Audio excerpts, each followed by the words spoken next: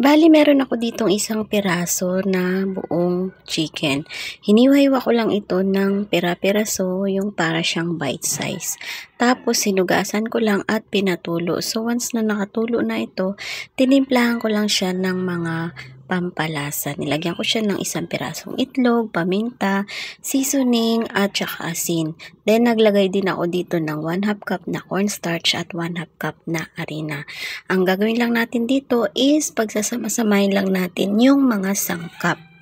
Bali ito ay magsisilbi nating pang-marinate sa ating chicken, at once na napagsama-sama na natin yung mga sangkap ay pwede natin itong i-rest ng mga ilang oras, o mas maganda kung overnight natin itong ibababad. Kagaya ko po is kinabukasan ko na ito niluto. So ayan, i-rest lang natin ito ng magdamag sa rep.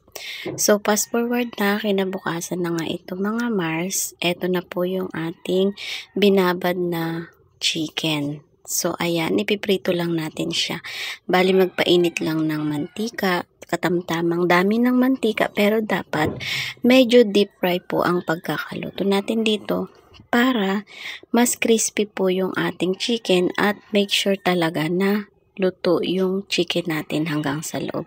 Sa bagay, dahil sa maliliit lang naman yung hiwa nito, ay talagang maluluto po ito hanggang sa loob. So, ito na nga, fast forward na, naluto ko na lahat ang ating chicken.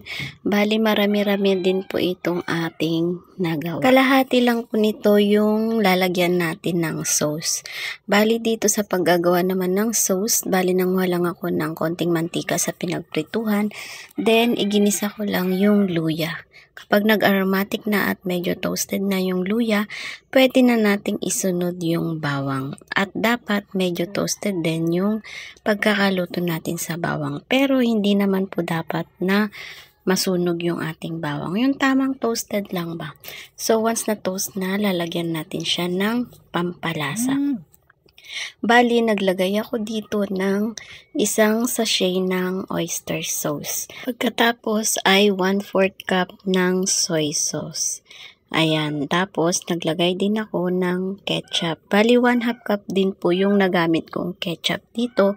At nag-add din ako ng sugar. Sa sugar naman po, naka 1/2 cup din po ang nilagay ko sa all in all. Kasi every time po na tinitikman ko is pag nakukulangan ako, dinadagdagan ko po ng pampalasa. So ayan, nag-add din ako ng 1 teaspoon ng black pepper, at ang sili po ay optional. Pero dahil sa isang piraso lang naman yung nilagay kong sili, ay hindi naman ito naka-apekto sa anghang. Kaya okay din po kahit isang pirasong sili yung ilagay nyo. Pagkatapos ay halo-haluin, at kapag medyo malapot na, pwede na nating ilagay yung ating prinitong manok.